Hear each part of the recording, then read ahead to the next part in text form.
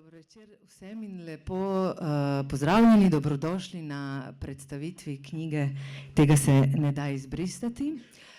Moje ime je Iva Kosmos in danes imam čast in veselje, da se pogovarjam z Andražom Rožmanom, novinarjem, piscem, aktivistom, avtorjem te knjige.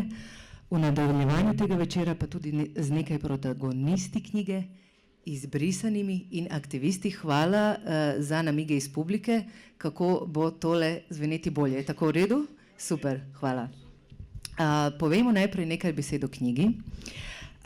Tega se ne da izbrisati. Izhaja dobrih 30 let po izbrisu, ko smo 30. obletnico že obeležili. Slišali smo nekatere opravičila. V javnosti smo dobili nek občutek, da zdaj pa mi vemo, kaj se je tukaj dogajalo, zakaj je šlo. Spremljali smo novice, vemo za sodbo v Strasbourgu in tako naprej. Kljub temu pa je moj občutek, da v neki splošni javnosti, v katero se prištevam tudi sama, je tisto, kar vemo, naša predstava o izbrisu je dokaj nejasna, je meglena.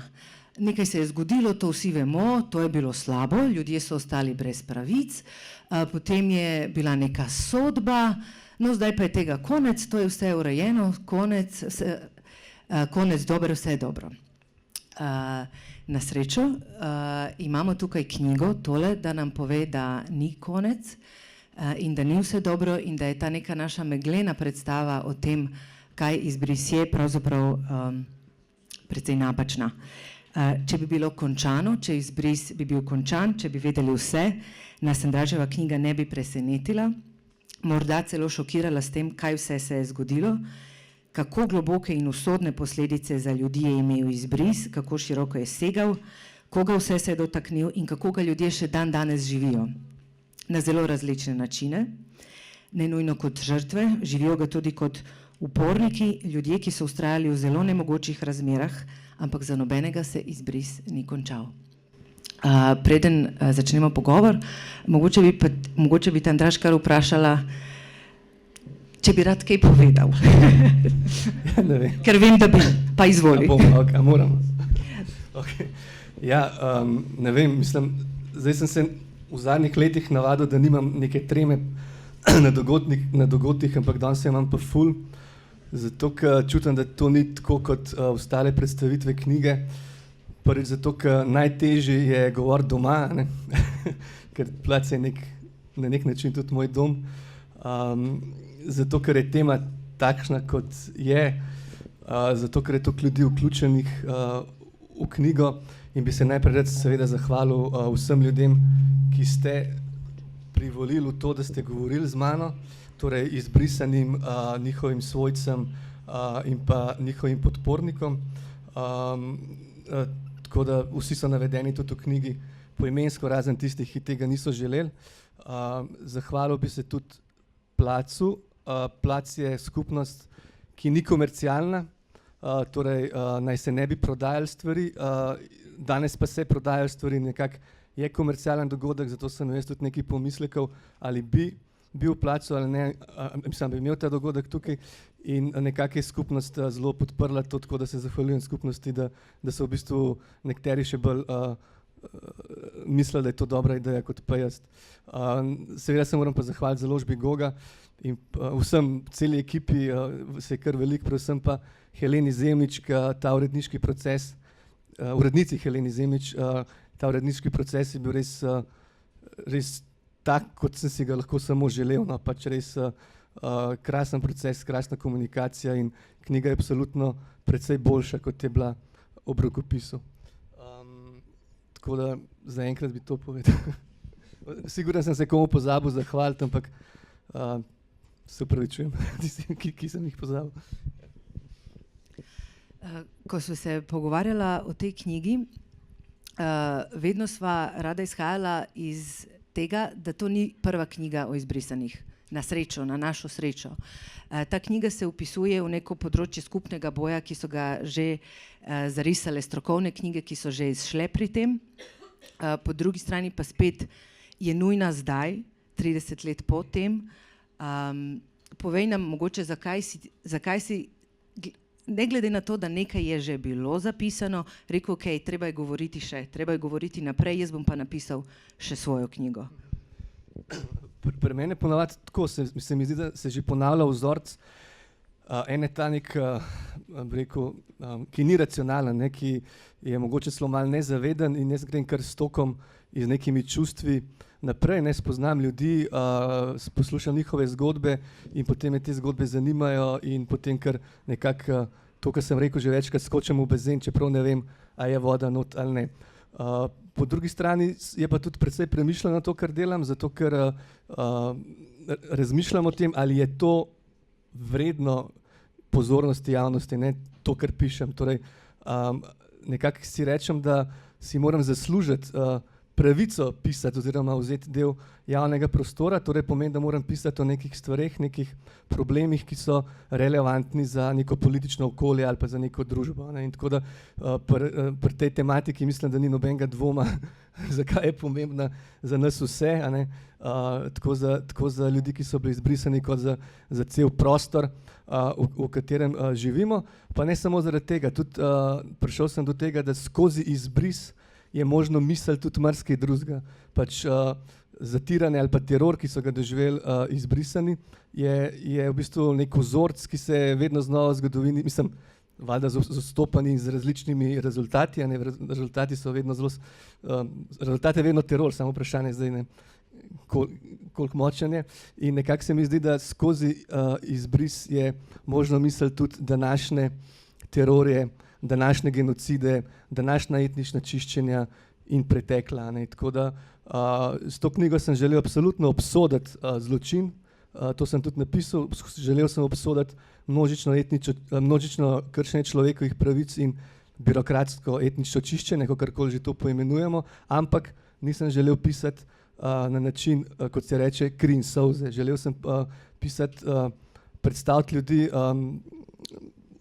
čim bolj večplastno, ne, torej, in kot reče večkrat Staša Zajovič iz iniciative Žene v crnem, ki je tudi danes tukaj, ljudje ne smejo biti žrtve in samo žrtve, ampak morajo biti akterji svojih življenj, akterji, politični akterji naših skupnosti.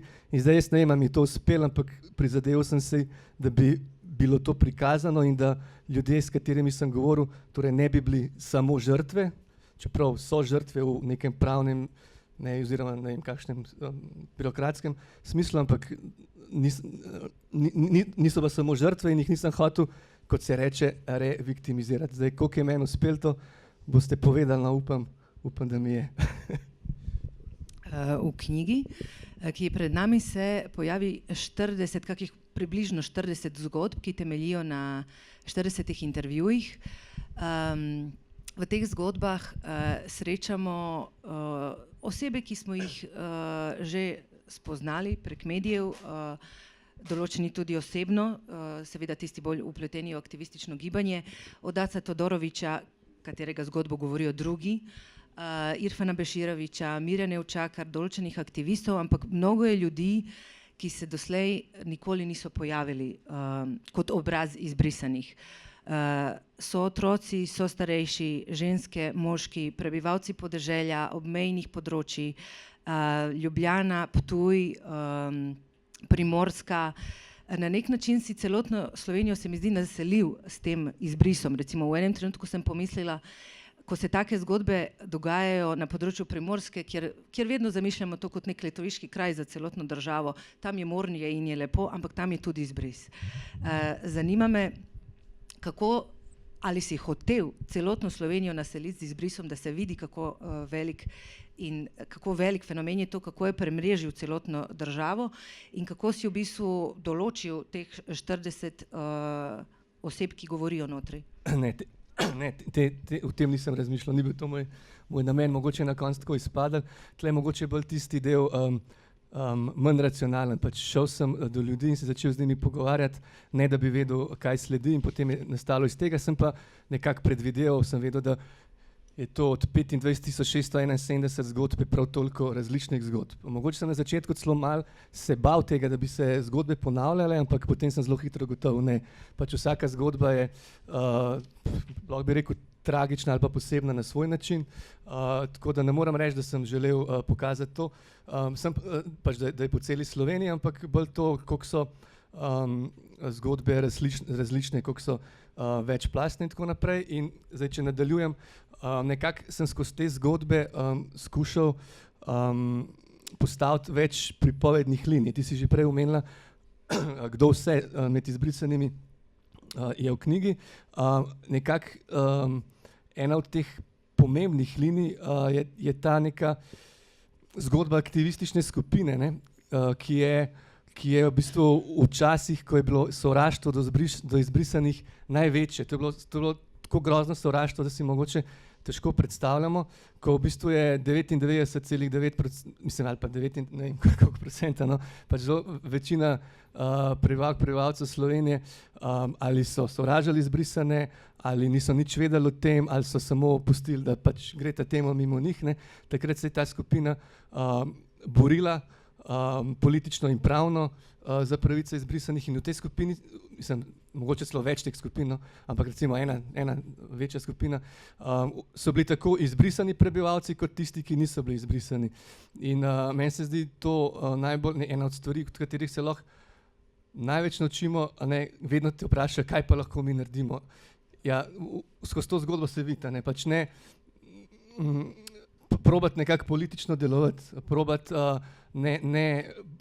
mislim, že v odnosu do ljudi, se ni treba, da smo vsi zelo aktivisti na dnevni ravni, ampak že v odnosu do drugih ljudi, pri vzpostavljanju kontaktov in odnosov in tako naprej. No, tako da ta del je meni zelo pomemben prikaz te skupine. Omenila si Aceta Todorovića, Mirjana Učakar in Irfana Beširevića. Njim trem sem posvetil to knjigo in drugim, in soborkam in soborcem. In njih tri sem izpostavil kot nek, kako bi rekel, za mene nek simbol tega boja, ljudi, ki so bili najbolj vključeni in so pač zelo živeli s tem bojem. In en od citatov, no, ta citat je, mislim, da od Jelke Zoran nekaj rekla, da oziroma ona je citirala Pavla Freirja in Aceta Todorovića, je rekla, boj učloveči prerazčlovečene ljudi. In ko poslušamo Mirjano, žal pokojno Mirjano, točno to vidiš, ne, kako je ona prej rekla, prej sem imela brezvezno življenje pred televizijo, potem sem se pa začela boriti in so se mi začeli neki novi svetovi odpirati, spoznala sem nove ljudi, postala sem politična in v glavnem ta zgodba mi je zelo pomembna v knjigi, ki se vleče skozi več pripovedovalcev, ne, se vleče skozi ne vem koliko, no, ampak več pripovedovalcev. Še to bi povedal, da ne pozabim, pač danes bi mogel, žal od teh treh je živ samo še Irfan. Z Mirjano pa z Irfanom sem imel prijateljski odnos, medtem ko Aceta žal nisem poznal. In Irfan bi danes mogel biti tukaj, tudi napovedan je bil v dogodku, ampak nažalost je v bolnici, pač njegovo zdravstveno stanje se je pač v zadnjih tednih poslabšalo in prav to zdravstveno stanje, o katerem on tudi govori, in jaz pišem v knjigi. In zdaj, če govorimo o posledicah izbrisa, zelo konkretna, jasna posledica, ki še vedno je pač njegovo zdravstveno stanje, zato ker se zaradi izbrisa ni mogel zdraviti, pač se ni mogel zdraviti in ima ta problem, ki se stopnjuje že praktično 30 let, posledice pa še cel kup drugih, pri drugih pripovedovalcih. Mogoče bi malo povezala to, kar si prej rekel, da želiš, da ljudje niso samo žrtve, so akterji, in to, kar si zdaj omenil, ta očlovečiti ljudi. Zdi se mi, da se to na knjigi dogaja še na eni ravni. Seveda so akterji takrat, ko so aktivisti, ampak akterji so tudi mnogi ljudje, ki nastopajo v tej knjigi, so akterji v svojih vsakdanjih življenjih. Niso samo žrtve. Tisto, kar je mene najbolj presenetilo v knjigi, je to, koliko je bilo, seveda, upor, vztrajnost, stisnjene zobi, stiska, ampak tudi humorja, vztrajnosti, enostavno še vedno življenja. Nikoli ne bom pozabila, ko sem v eni od zgodb prebrala izjavo enega od izbrisanih, ki je rekel, jaz sem zadovoljen v življenju takšen, kot je. To bi bilo skoraj nemogoče verjeti, ampak celo v tem tako ozko stisnjenem okvirju je najdu način, da živi še naprej. In enkrat sva omenila, da so to krute stvari, mehke zgodbe. Zanima me, a ta mehkoba je sama priplavala na površje, a to si prav skušal ti najti, na ta način oblikovati? Kako je prišlo do te mehkobe, ki je v bistvu presenetljiva za knjigo, ki govori o tako krutih, radikalnih življenjskih situacijah, kot ti ne moreš zdravniku, bolan si, na cesti si, nimaš kje živeti, odkot pride ta mehkoba ven? Ja, mislim, najprej to, da si akter, absolutno ni treba, da si aktivist, ne, pač, nekako smo vsi, morali bi biti ljudje akterji, ampak v tem kapitalističnem sistemu smo vse manj in je vse težje biti. Kako je to preplavljalo? Mislim, pač če se usedem z ljudmi in jih poslušam, ne, in zdaj mogoče to metodo, če lahko, jaz se vedno sklicujem ali pa vzor sem našel pri Svetlani Aleksijevič, pač pisateljci in novinarki iz Belorusije, Nobelovki tudi, ko sem iskal neko oporo, ne, kako naj povem te zgodbe, sem nekako se poistovetil s tem načinom in tudi Jelka Ciglenečki, urednica na Gogi, me je spodbudila, da to je zate, to si ti rekla, deli tako. Ne, in kako je to? Pač usedeš se z ljudmi, jih poslušaš, včasih govorijo, mislim, ful stvari govorijo, ampak jaz imam, ko začutim, da je to, ne vem, kako naj razložim, ko začutim, da je to, me naredi klik v glavi in jaz takoj vem, začutim, to je ta trenutek in ko je ta trenutek, jaz potem sprašujem, ali pa še več poslušam, odvisno, a sogovornik govori prosto, potem ga poslušam, če pa rab spodbuda, ga pa spodbudim. In to so te neki, težko pojasnim, neki trenutki, ki se rekla mehkobe, neki trenutki življenja, neki trenutki, lahko rečemo, človeške duše ali ne vem česarkoli. To je to, kar bi mogoče lahko rekel, da je pripovedovanje zgodovine skozi čustva. Ne. Tudi napisal sem v uvodu, da nisem hotel povedati še enkrat govoriti zgodovine skozi oči levih ali pa desnih osamosvojiteljev, ampak skozi oči žrtev teh istih levih in desnih osamosvojiteljev oziroma ljudi, na hrbtih katerih je do te osamosvojitve prišlo. Mogoče se komu zdela to radikalna izjava, ampak za tem stojim. Tako da to je mogoče odgovor. No. Ja. Samo še to, ko omenjam Svetlana Aleksijevič, da ne bi slučajno kdo mislil, da sem jaz slovenska Svetlana Aleksijevič ali kaj takega, niti približen se nočem primerjati s tako pisateljcem, pa gre za to, da rabaš neko oporo, podporo, nekdo ti mora utreti pot. Ne. Svetlani so recimo učitelj, da je samo prepisovala izjave in da je da je to nič posebenega. Ne. Lahko bi tudi to meni učitelj, ne, ampak to seveda ni to je pač neumnost to reči. In zdaj nekako mi je dala neko samozavest, da se lahko na tak način lotim in da je vredno se lotiti. In jaz pa mislim, da ne vem, če sploh obstaja drug način, s katerim bi lahko dosegel to, kar zdaj razlagam, da sem želel doseči, zato ker je šlo to za kolektivno kršenje človekovih pravic. To je šlo za kolektivno zadevo in se je ok napisati roman o eni osebi, to čisto vse super, to mora biti, ampak jaz sem hotel nekako povezati izolirane zgodbe, izolirane ljudi. To je tudi na začetku, ko je do izbrisa prišlo, veliko izbrisanih je rekel, jaz sem mislila, da sem edina. Ne? In to dejanje je ljudi potisnilo v nek kot, v neko izolacijo, ko so mislili, da so sami krivi, ko so imeli cel kup enih strahov, ne, kaj sem narobe naredil in tako naprej. In ravno z tem začetkom političnega delovanja so se pa povezali, so postali skupnost, so se začeli skupaj boriti. Ja. To je mene v bistvu tudi presenetilo, kako dolgo je trajalo, da so ljudje ugotovili, da niso edini. In tukaj se res vidi izjemna pomembnost političnega gibanja, ki se je ustvarilo, aktivističnega gibanja, in to je na nek način tudi zgodovina aktivističnega, zgodba o aktivističnem gibanju. Ja, absolutno je, mislim, pač jaz sem želel sem, da to ostane nekje zapisano. Saj to ni zapisan direktno, ne, ampak to je ena od podplasti zgodbe, to, ne? Če pač bereš pozorno celo knjigo, to sigurno opaziš in nekako, nam rekel spomenik, no, ampak spomin sem hotel, da ostane spomin na to in tudi ne nazadnje smo v placu, ne? Da tudi nove generacije lahko črpajo iz teh bojev, ne? Meni se zdi, meni se zdi boj izbrisanih, da boj, pač najpomembnejših ali pa mogoče, ne vem, najpomembnejši politični boj, ne, pri nas. Ne. Morda sem dodala malo ozadje. V romanu se namreč skozi različne zgodbe aktivistov, ki so medsebojno povezane, se oblikuje tudi zgodba tega gibanja in tudi, kar je najbolj, mogoče ne najbolj, ampak ena od zelo zanimivih stvari je, da tudi to gibanje ni bilo vedno enotno, so bile različne ideje, so bile ljudje, ki so se našli v različnih verzijah boja. Eni so se bolj prepoznali, drugi se niso prepoznali, različno so prepoznavali tudi načine, kako se zauzeti za isto stvar. Ja, in ogromno konfliktov je bilo, ne. Mislim, to je zelo logično, da pride do konfliktov, ko se pač brez vsega, brez kakršnega koli, ne vem, nekih v bistvu osebnih, nekih materialnih ciljev, v bistvu boriš za dobro, ampak tle bom pa citiral Roberta Pignonija, ne, ki je rekel, včasih je bil, ne, ko sem bil jaz mlad, ne, ko je bil Roberto mlad, je rekel, je bil tabu užitek seksa, ampak danes je pa tabu užitek, politični užitek je pa danes tabu. Ne, in to je nekaj, če se moramo učiti, ne. Kaj je politični užitek?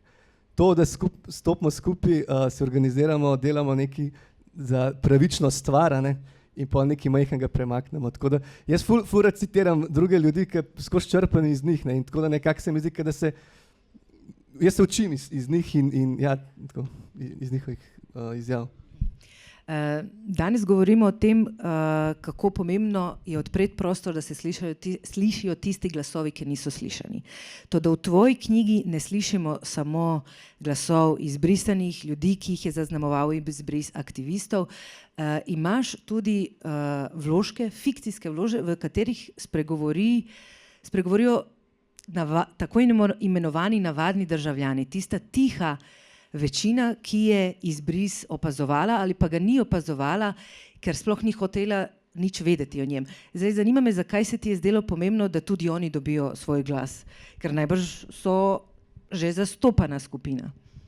Ja, zelo velika skupina, mislim, večinska skupina. Ja, mislim, sigurno je to pomembno. Nekako je to so v bistvu malo stereotipizirani liki, izmišljeni liki, ki sem jih črpal iz vsakdanjega življenja, iz tega, kar pač vem o prostoru, v katerem živim. Za neko osnovo, za inspiracijo, lahko temu rečemo, sem si pa vzel teorijo organizirane nedolžnosti Vlaste Jalušič, ki je bila napisana kakšnih 20 let nazaj v knjigi skupaj z Jelko Zoran pa Jasminko Dedić. Vsaka je imela eno temo, no, in ta tema je bila od Vlaste Jalušič in pač nekako najprej sem razmišljal, da bi pisal zgodbe uradnikov, pač ljudi, ki so bili na drugi strani izbrisa, in potem sem s parimi uradniki začel se pogovarjati in sem jih poslušal in sem rekel, jaz zrem v oči banalnosti zla, ne. In pa sem rekel, sem videl, tle prav dosti ne bom dobil in sem rekel, moram si jaz to sam napisati. In potem sem sam napisal, potem sem tudi malo o sebi razmišljal, sem rekel, kje sem pa jaz bil takrat, ko je prišlo do izbrisa, ok, leta 92 sem bil otrok, ampak ko se je pa ta boj dogajal, sem bil pa že odrasel, ne, ampak kljub temu nisem nič naredil, ne.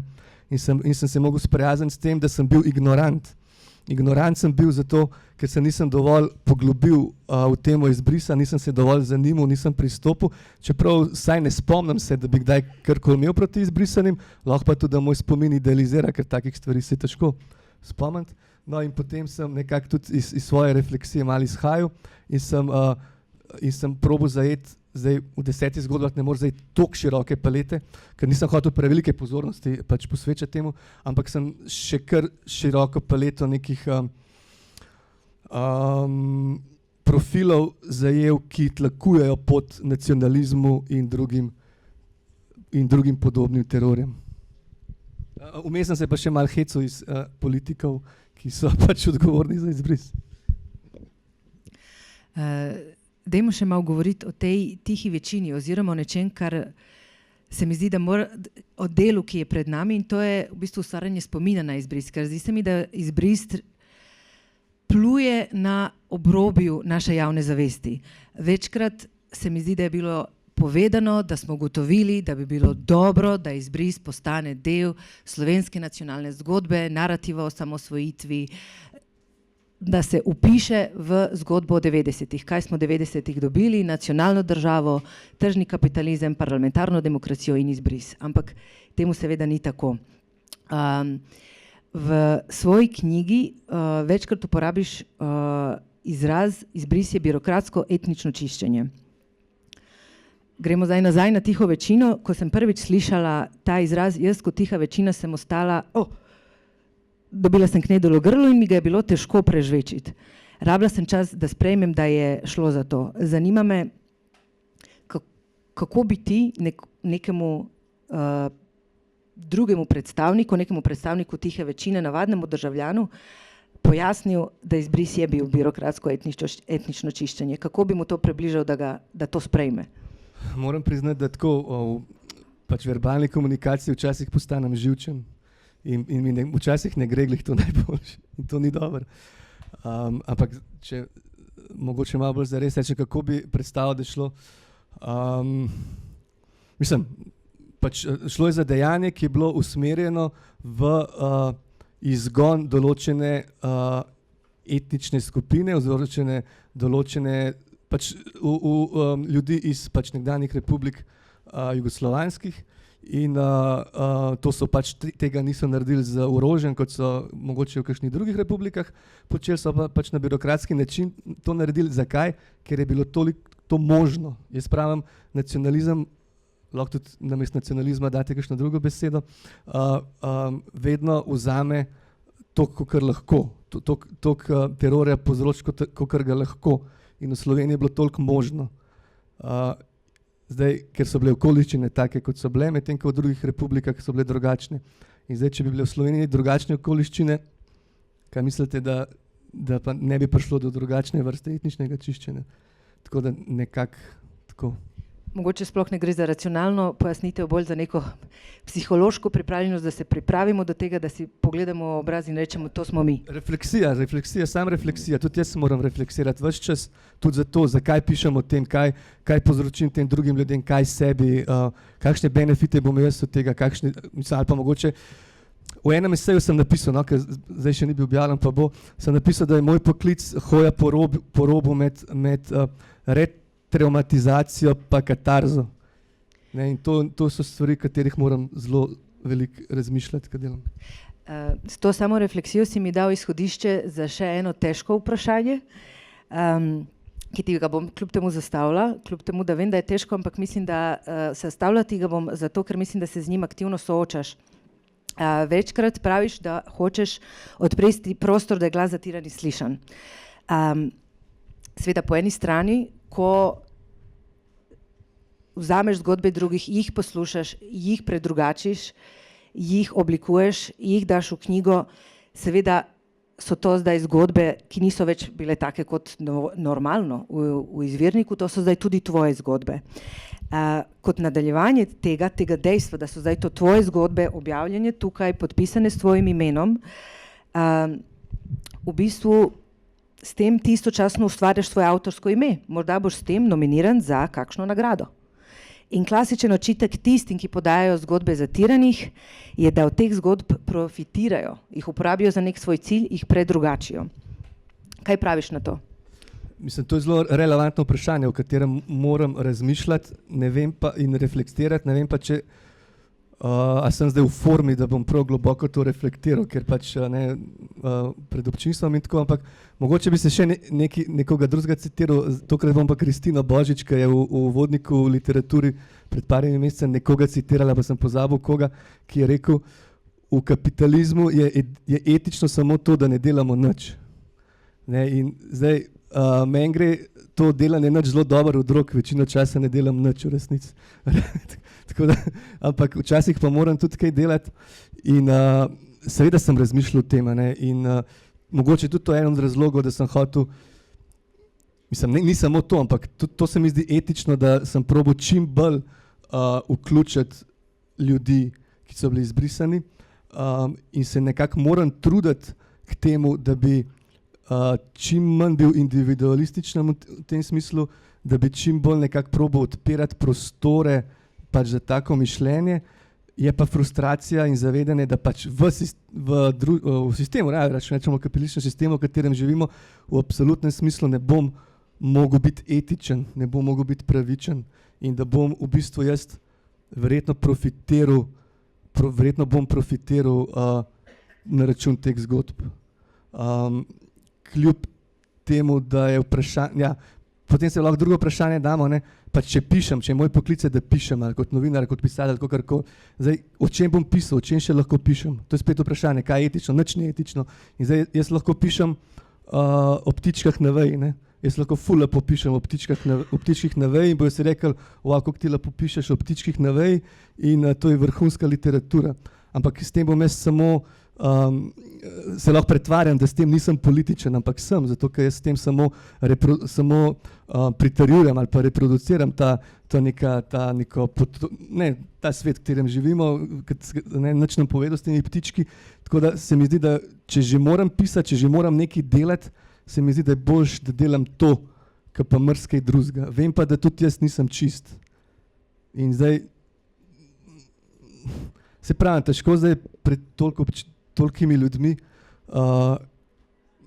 čist do konca reflektiram, ampak ne vem, nekaj v tem smislu, no, ampak nekako, a veš, če pišeš o ptičkih na veji, ne tvegaš nič, ne. Pač jaz sem s tem marsikaj tudi tvegal, že z odnosi sem tvegal, že s tem vprašanjem, ki mi ga zdaj ti daješ, ne, tudi, torej, nekaj moram tvegati, če hočem nekaj napisati, kar bo izven teh unih okvirov, ki sem jih prej razlagal, no. Ja, zdaj sva že dolga, tako da zdaj pa čas, da... Intervjuvanec mi kar prevzema vlogo iz rok, ampak v redu. Torej, naj zaključim najin del. Jaz sem ti hvaležna, da si prevzel rizik, zaradi tega, ker kot si prej omenil, generacije se menjavajo, 30 let je minilo. Ne smemo dovoliti, da tole nekako gre izpari iz našega kolektivnega, kulturnega, skupnega spomina. Način, kako se ukvarja kulturni spomin, potem ko počasi tisti, ki se individualno spominjajo, ko počasi odhajajo ali pa niso več tako prisotni v določenih generacijah, je seveda sistemski. Rabimo govoriti o izbrisanih na proslavah, v dokumentarcih, o najbolj pomembnih poglavjih slovenske zgodovine in seveda tudi tam, kjer se ustvarja zgodba o nas samih, tam, kjer mi sami sebi pripovedujemo zgodbo o tem, kdo smo mi. In eden od teh medijev zelo pomembnih je tudi književnost. In še nekaj bi dodal, dobro. In hvala, ker si zakoračil v ta področje književnosti. Dodaj, izvoli. Prejšnje vprašanje, čigave so te zgodbe, ne, zdaj, če tudi malo idealiziram, jaz bi želel, da so, ne, mislim, in tudi so, najprej so to zgodbe človeka, ki jo nosi v sebi, potem jo on recimo meni pove, potem jo jaz povem bralcem in potem naj bi to postala neka skupna zgodba, naj bi se ustvaril nek medprostor med nami in jaz v bistvu iz komunikacije z ljudmi, s katerimi sem delal, sem nekako dobil občutek, da nimajo nič proti temu, da bi se to zgodilo, ne. Tudi pokazal sem jim zgodbe in nekako upam, da so iz individualnih zgodb postale zdaj to, da je postal to nek skupen prostor in da so to zgodbe zdaj nas vseh, s katerimi bomo živeli. Okay. Mogoče je to pravi trenutek, da v bistvu povabimo protagoniste te knjige Izbrisane, da skupaj z nami zavzamejo javni prostor, ki smo ga odprli in povedo kakšno besedo o nastanku te knjige in svojem doživljanju. Jaz se vam bom najprej zahvalila, da ste se nam pridružili in se odločili izpostaviti, ker vsako izpostavljanje je, tako kot že tale izpostavljeni pisec, vajen javnega izpostavljanja danes ugotavlja, je neprijetno. Tako da najprej hvala. Andraž, izvoli, predstavi naše sogovornice. Ja. Ivana Lukić, Živa Karner, Živa ni sodelovala v knjigi, ampak ona je hči od Mirjane Učakar, žal zdaj je bila 2-letnica njene smrti, in pa Slavica Đuričić, njena zgodba je tudi v knjigi. Ivana je prav tako kot živa otrok izbrisanega. Tako da, a boš ti postavila vprašanje, ali ga jaz? Bom jaz. Mogoče na začetek čisto enostavno, če nam lahko tiste, ki ste sodelovali v knjigi, če nam poveste, kako je to sploh bilo videti, kako je to izgledalo iz vaše perspektive. Pride en tukaj neznan moški in pravi, povejte mi zdaj vi svojo osebno zgodbo, ki jo mogoče ne govorite ravno vsakemu. Zakaj ste mu zaupale?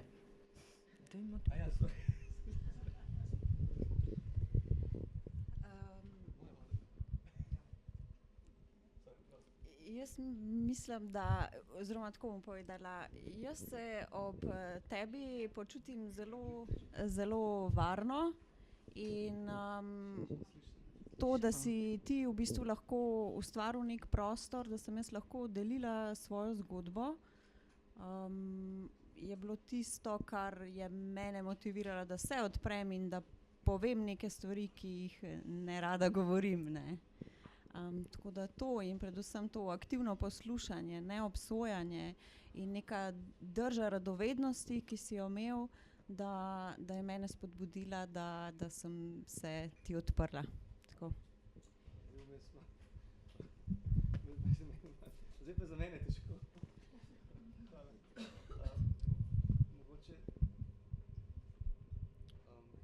Enostavno, kaj zate pomeni ta knjiga? Zakaj je pomembno? Za mene je ta knjiga pomembna. V bistvu ne v prvi vrsti zaradi moje mame, pa zaradi njenega boja.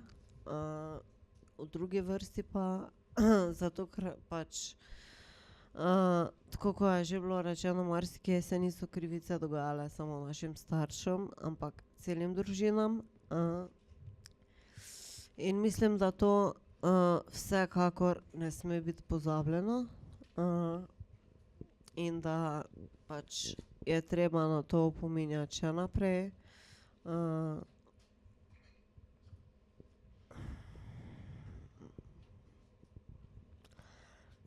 Mislim, da je to... V bistvu je eden od najstrašnejših delov knjige so zgodbe otrok, Ja. ki jih na nek način ne pričakuješ. Ker v bistvu mislim, da nekdo enkrat v knjigi reče, jaz nisem bila stereotipni prikaz izbrisanega. Jaz sem bila mlada punca. In to je tisto, kar mogoče nimamo zaveščeno, koliko široko je v bistvu to posegalo v družbo in med ljudi. Zelo široko. V bistvu to je bilo zbadanje v šoli, non-stop zafrkavanja, kaj bi pa tvoja mami rada, naj zginejo tam, ko je prišla. To je bilo grozno, no. V bistvu jaz sem bila ožigosana celo osnovno šolo zaradi tega. Sta bile dve prijateljice mogoče, ki sta mi stale ob strani, ampak ostali pa se je videlo v bistvu, da sploh ne vejo, za kaj se gre, da so v bistvu napumpani od staršev, ali kako bi koli rekla, ker tudi starši v bistvu očitno niso vedeli, niso imeli pojma, za kaj se gre in so jim predstavili čisto napačno plat pač vsega, kar se je dogajalo. In to je za otroka zelo težko, no. Še posebej v osnovni šoli, ko se otrok razvija. Meni čez to iti je bilo res grozno, no. Jaz sem se počutila ko ena izločenka, ko ena gobavka, ko grdi raček.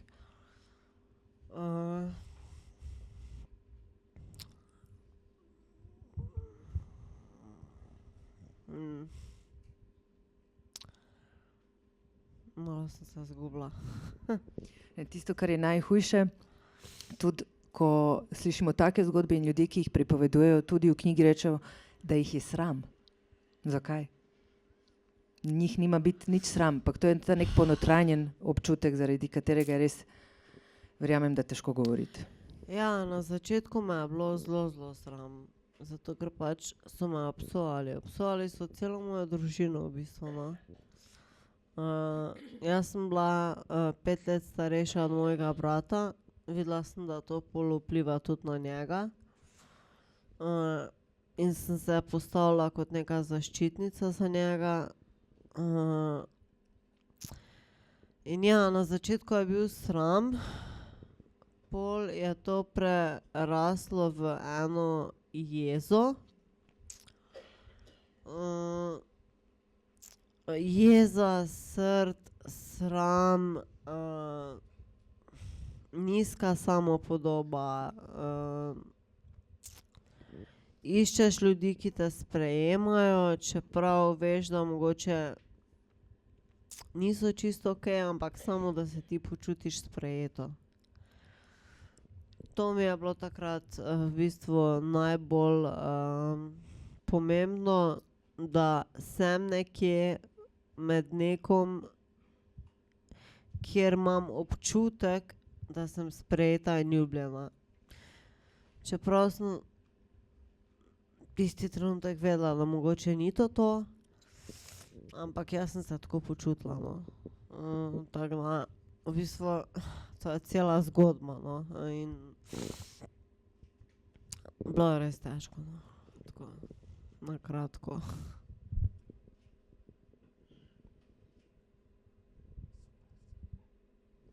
Nam boste še vi zaupali svojo zgodbo? Kako se je sploh vse začelo? Ja. Jaz bi predvsem pozdravila vse prisotne in je lepo videti, da je veliko ljudi, ki jih zanima ena zgodba izbrisa in uničenje enih ljudi, ki niso nobenemu bili nič krivi. Ampak tako je bilo, ena peščica ljudi nas je uničila, pa takrat nisem vedela, zakaj. Zdaj pa vem, da ni slovenski narod kriv. Se pa te peščice ljudi, pa ne jim bo. Ja, naslov tele knjige je tako resničen, in ta duševne bolečine, ki smo jih imeli izbrisanih in ki so še zdaj v nami, saj v meni, in verjamem vsi, da so ostale te bolečine od tistih časov, ki so nas uničili, ki nismo pričakovali, kaj se bo z nami dogajalo. Z nami in z našimi otroci, kot gledam tudi te otroke, poslušam, trpeli so skupaj s starši. Tisti se pa niso zavedali, ki so nas uničili, kaj bo. Ampak tukaj smo. Spet smo tukaj, borimo se za ta izbris, za neke pravice in skupaj s temi ljudmi, ki nam pomagajo, z nevladnimi organizacijami, s profesorji iz fakulteti, z mnogimi, Andraž je tudi zraven, ne vem, kdo je, zahvaljujem se tudi za to knjigo Andražu in vsem, ki so jo pisali, sestavili in res je naslov je ta pravi. Ja. Še enkrat hvala za vse, meni je malo težko govoriti, sploh, ker sem te otroke poslušala, in upam, da se bomo še naprej borili in vsi, ki so meni pomagali skozi boj, da pridem do dokumentov nazaj, zgodbo ne bom povedala, kaj že noter, ker mi je težko govoriti, da se borijo in da se mladi borijo proti sovraštvu in da pač, da se to sovraštvo nekako izniči, da gremo naprej skupaj. Ne vem, hvala vam še enkrat, težko mi je govoriti. Andraž, hvala.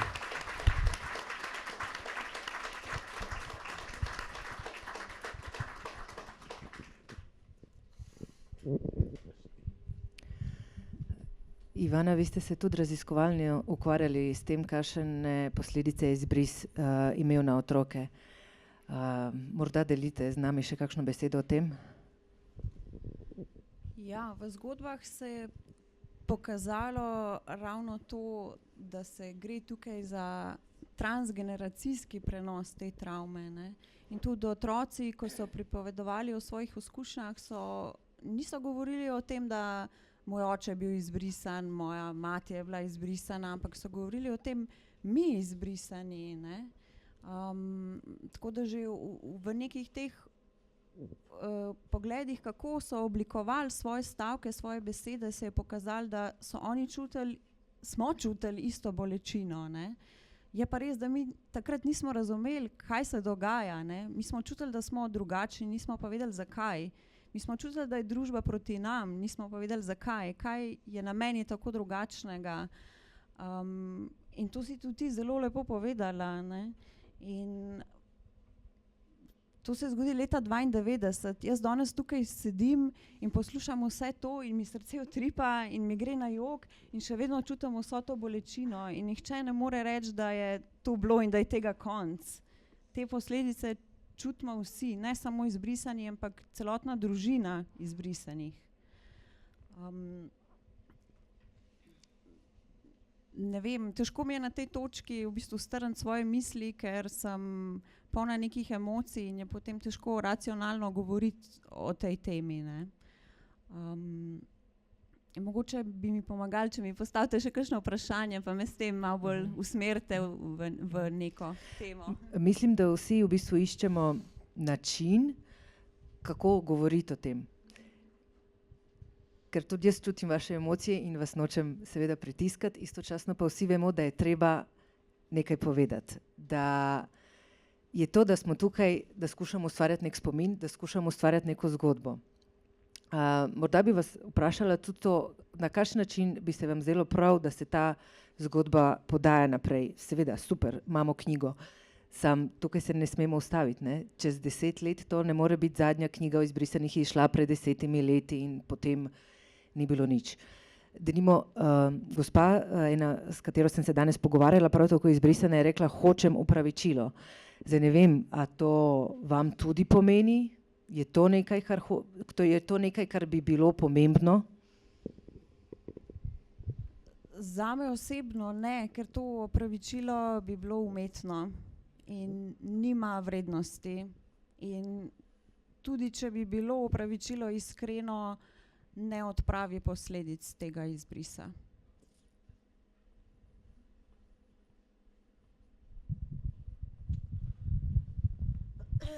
Mislim, da se tu strinjava čisto enako, no.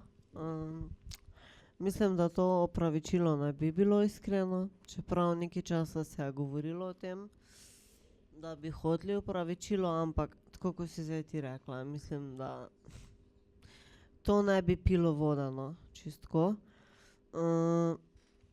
Vem pa, da ena želja, ki je bila tudi od moje mami, je, da se da te stvari v učbenike, da bojo mlade generacije vedele, pač, kaj se je dogajalo, da se to ne bi ponovilo, da se to ovekoveči in da da se to da v učbenike in to tam ostane, da se to ne zgodi več nikoli. Zaenkrat to, no.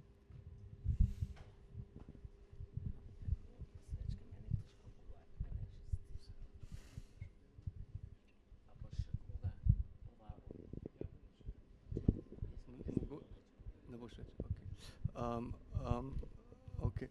Ivana, mogoče nam lahko samo še poveš, kdaj bo šla tvoja raziskovalna knjiga o izbrisanih oziroma otrokih izbrisanih? Predvidoma konec leta, ni pa točno določenega datuma, tako da ne morem zacementirati. Malo več nam povej, pri kateri založbi, kako bo naslov, ne vem, čim si pisala. Mislim, vemo, čim si pisala, no, ampak mogoče še kakšno besedo, kako bo v knjižni izdaji to. To je znanstvena monografija, tako da bo približno v taki obliki, kot je bilo tudi v magistrski nalogi. Pa pa bi mogoče šla na kaj drugega, bolj pomembnega. Mogoče sem hotela izpostaviti to, kar mi je prej ušlo, da kako pomembno je, da se zbirajo zgodbe in tudi to, kar si ti počel v tej knjigi. Ker človek s tem, ko lahko pove svojo zgodbo, dobi svoj prostor in s tem, ko pove svojo zgodbo, lahko opomeni svojo izkušnjo in ji da neko težo. Sploh, če ga še nekdo drug sliši, da je slišan, da se mogoče še drugi prepoznajo v temu, da vidi, da v temu ni sam. Tako kot so na začetku izbrisani mislili, sej to se je pač meni zgodilo in nikomor drugem, potem pa, ko so se začeli nabirati, se je ugotovili, kakšna količina ljudi je bila to in kot sta na začetku opisovala, kaj je to vse spodbudilo v smislu aktivizma in pač borbe za pravice.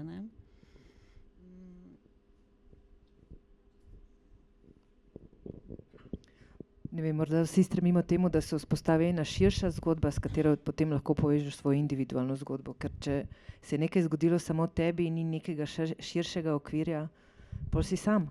Tako, da lahko svojo zgodbo umestiš v nek širši družbeni okvir. Ja. Sami tudi ne bi dosegli kaj, če ne bi bilo ljudi, ki so zraven, ki pomagajo, ki širijo to našo zgodbo. Ja. Ki širijo to našo zgodbo, ki se borijo skupaj z nami, da lahko kaj dosežemo. Ali pa da se ta zgodba ne pozabi, ta grozen izbris, ki se je zgodil brez potrebe. Mislim, brez potrebe. Glede enega sovraštva, jaz sem to pravim in jaz se opravičujem, jaz ne moram govoriti. Lahko še koga priključimo. Ali vam je okej, če končamo počasi, ali še kaj povedali? Hvala vam. Ja, hvala.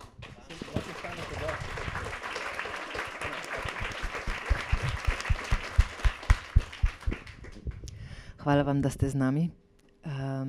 Za začetek morda tudi eno povsem enostavno vprašanje, tako kot vašim predhodnicam. Kako se enostavno vse začelo? Pride neznan Andraž in pravi, a bi vi meni povedali svojo mogoče najbolj osebno, najbolj intimno zgodbo, kaj ste čutili, kako ste se občutili, kako je bilo to, ko ste bili otroci. Dobro, niste vsi bili otroci, ampak ja, išče od vas veliko in to mu date. Zakaj? Jaz z Andražem se že kar nekaj časa poznava in imamo že kar eno zgodovino skupnih bojev, tako da ni bil nek neznanec, ki je potrkal na moja vrata. Sem pa bil v bistvu izjemno ponosen na to, da se v bistvu lotil te knjige, ne samo na njega, ampak na vse ljudi, ki pišejo izbrisanih, na vse študente, ki delajo diplomske, magisterijske in tudi doktorate na to temo, ker mislim, da po 30 letih je še zmeraj premalo povedanega, premalo napisanega.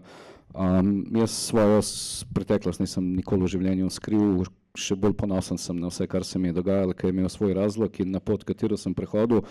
Tako da mi v bistvu ni bilo težko, ampak mi je bilo eno olajšanje, ker sem prvič v življenju nekomu v bistvu lahko povedal določene detalje, ki jih nikomur v lifeu prej nisem povedal. O čem sem pa govoril? Intimnosti, kakšne, ko govoriš zdajle, nobenemu nisem povedal. Midva z Andražem nismo imeli težave v komunikaciji, kot prvo zato, ker imam jaz profesionalno deformacijo, ker sem novinarka, tako da je bilo treba sam na gumb pritisniti. Spila sva po moje kakšnih par ritlic, par ur sva se pogovarjala, sem skadila po moje kakšnih 5 jointov vmes. Jaz, in mislim, da sva zaključila pola, Tako da nisva imela nobenih težav, če se to mislila, kar se tiče pogovora, nobenih, kakšne narodnosti, sploh ne, v bistvu me mogo ustavljati, tako na koncu. Do intimnosti sploh nisva prišla, ker je že sama zgodba tako široka. Jaz imam najprej, seveda, vsak od nas ima svojo unikatno zgodbo, jaz sem tudi izbrisana, jaz sem hčerka nekdanjega polkovnika Živorada Stojanoviča, ki je bil komandant ptujske kasarne, tako da sem takoj o osamosvojitvi padla na črni seznam, vključno z mojo družino celo. Moja družina, mama, oče pa mlajši brat so šli z vojaškim konvojem konec avgusta 1991, jaz sem pa ravnokrat takrat končala prvi letnik novinarstva v Ljubljani in pač enostavno nisem hotela iti z njimi nekam v vojno vihro. Jaz nisem imela seveda načrta, tudi noben od nas ni vedel, kako se bo ta zadeva potem razvijala, da se bo pač ta vojna vihra iz Slovenije razširila na Hrvaško, Bosno in pa seveda tudi na Srbijo. Jaz za moje starše nisem potem slišala, ne videla 3-4 leta. S pomočjo Rdečega križa sem jih potem šele najdla nekje v nekem begunskem taborišču v Srbiji. Oziroma meni se pa zgodilo to, da sem pač v parih tednih ostala brez staršev, brez doma, torej brez denarja, brez socialne varnosti. Ker so moji starši šli, sem seveda ostala tudi brez keša, nisem imela več financ. Nismo računali, da se ne bomo več videli toliko leta, tako da sem pristala v parih tednih na cesti z kufrom in sem se potem, bi rekla, sem klošarila po Ljubljani naslednjih 5-6 let. Spala sem pač povsod, ker sem lahko. Jaz pravim, da sem ena redkih srečnic med izbrisanimi, da vmes med izbrisom nisem zbolela, sem zbolela kasneje, da se mi vmes ni zmešalo, oziroma da nisem naredila samomora ali pa kakšnega drugega ubila, ali pa se zadrogirala, zakurbala in kaj podobnega, zapila, tako da ja, sem srečna, sem preživela, še vedno mislim, da sem stal zdrav razum, da še vedno lahko ločim med slabim pa med dobrim, da imam še vedno rada Slovenijo in slovenske ljudi, da nikogar ne krivim za to, kar se je zgodilo, da vem, da so to krivi slovenski političari. Žal mi je, da vsi ti ljudje, ki so odgovorni za ta protiustavni, protizakoniti ukrep, še vedno sedijo v parlamentu in živijo na vaš in na moj račun. Nihče v 30 letih ni odgovarjal za ta zločin. Jaz se potem razburim tako politično, tako da bom prepustila besedo tudi drugim izbrisanim, veliko vas je. Jaz sem itak že tako glasna, da me je posod slišati. Božidar, izvolite.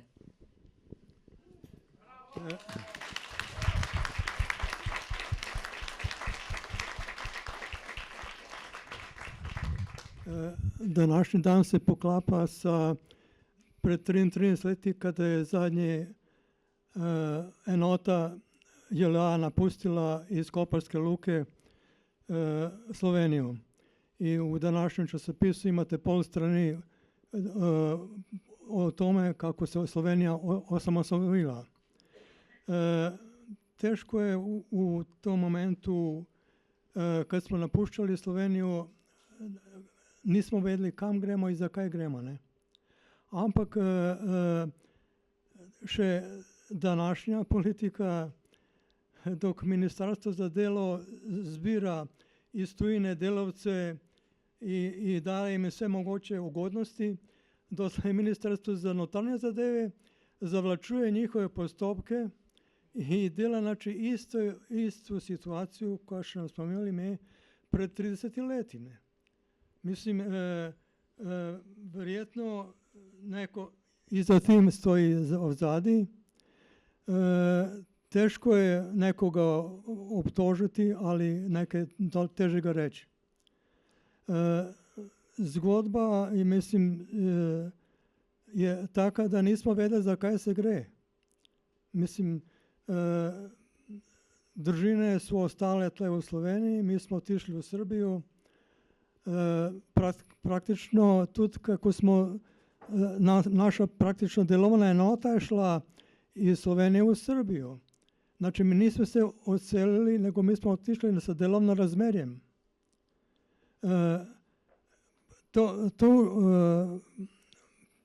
Te činjenice u bistvu, oprostite, ja vam govorim jugoslovenščino, ne? Mešam srpsko i slovenščino. Te postupke nismo vedeli do 93-94 leta, za kaj se sploh gre. Naši veljavni dokumenti, potni list koji je bio veljaven še 5 let, sa njim ja nisam mogao da pridem u Sloveniju. Na meji su nas vrnili nazaj. Postupki koji su se vlekli u upravni noti, mislim su bili van svih razmeri u postupku koji se vodi kao upravni postupek. Po zakonu ima določena meja da treba odgovoriti, ne znam, u 30 dni. Mi smo dobili odgovore po 6 mjesecih. Mislim, to su stvari koje se teško pozabio. Druga zadeva, sudišća takratna slovenska. Sve uložene zahtevke su nam na sve moguće načine zavrnuli, odnosno dali negativne odločbe. Najžalostnije je to, da tudi po sodbi Vrhovnog sodišča, po vlogi na Ustavno sodišče, Ustavno sodišče je na pol stranice dalo odgovor, da niso kršene pravice. Mislim, to je bila zadeva, koja je bila 98 leta narejena. Takrat še ni bilo Evropsko sodišče dalo svoje sodbo, ne. Mislim, veliko odvetnikov nije nas hotelo vzeti, da nam dajo strokovno pomoč. Moramo povedati, da smo dobili strokovno pomoč v Helsinkiju, Monitorju, ne, ko je bil prvi, ko nam je dal strokovne pomoči v vlaganju tožbe, da bi dobimo stanovanje. Mi smo 6 let vodili sodski spor za to, da dobimo stanovanje nazaj. Druga zadeva, takrat je bil minister Janša, minister za odbrambo, ne, pod ta vojaška stanovanja so bila pod njihovo jurisdikcijo. Na pozitivno odločbo sodišča oni vlagajo pritožbo in Vrhovno sodišče nakon par mesecev da tudi potrdilo, ne, ampak postopek sa njima se zavlekao še 2 leti, da smo dobili potpis, da je stanovanje naše. Mislim, to so sve postopke koji su, da kažemo, onako malo meščanski, sve ki je možno da ti spotikne, da ne dobiš onu pravicu koja ti pripada. Mislim, ja sam konkretno 6 let vodio postopek da bi dobio nazaj status da sam kao tuji državljanin imam pravicu stalnega bivanja u Sloveniji. Tu pravicu sam dobio po 6 letih. Žal, tista zakon koji je nam dao neku kao denarnu naknadu za tisto koje smo čas bili izbrisani. To su bile smešne smote. Ja sam predčasno pokojil se, da bi prišel nazaj čim prej v svojo družino in da bi še tle lahko še par let delal, ne. Ampak, ker nisem urejenega statusa, jaz sem lahko delal samo še na črno. Na kakšnem gradbišču, kakšen dan pomagati, kje tudi kao nočni čuvaj na kakšnem gradbišču, tudi so kakšen taksist mi vzel, da vozi nočne vožnje mesto njega. Mislim, da bi kakšen denar dobil, ker smo ostali na ene plače, koja je bila premehna za nas 4. Prispevki moji dinarni, po pokojstvu moja pokojnina v Srbiji je bila toliko mehna, da praktično sem je koristil samo za potovanje iz Ljubljane za Beograd, odnosno nazaj. Inflacija takrat bila toliko močna, da je to praktično bilo nič. Po naslednjem zakonska odločba nam daje možnost uložiti tožbo za denarno nadomestilo, tisto, kaj smo izgubili, ne. To je bila tudi, mislim, smešna svota. Praktično, da sem ja 5 let lahko delal, bi verjetno, ako bi dobil mesečno, ne vem, da rečemo, po današnji neki cifrah, 500 evrov, da rečemo, po enem mesecu, ne, 10 mesecev je 5000 evrov, ne, eno leto to je, znači tamo oko 50 000 evrov, ne.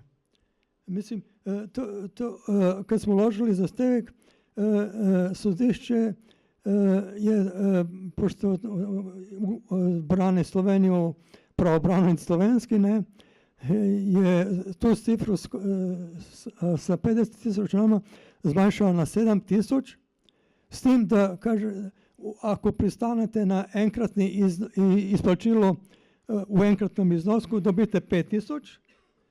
Ako ne, kaže, bomo vodili postopek, kaže, boste dobili mesečno po 100 ali 200 evrov. Mislim, to se vse sposobno. Mislim, težko je danes po tolikih letih sve to se spomniti, odnosno kje smo se bili uzdržani.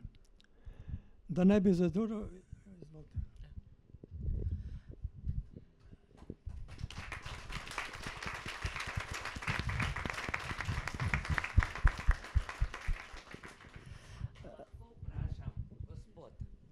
Sam to me zanima, a je res TO zmagala Jugoslovansko ljudsko armado? Vprašanje.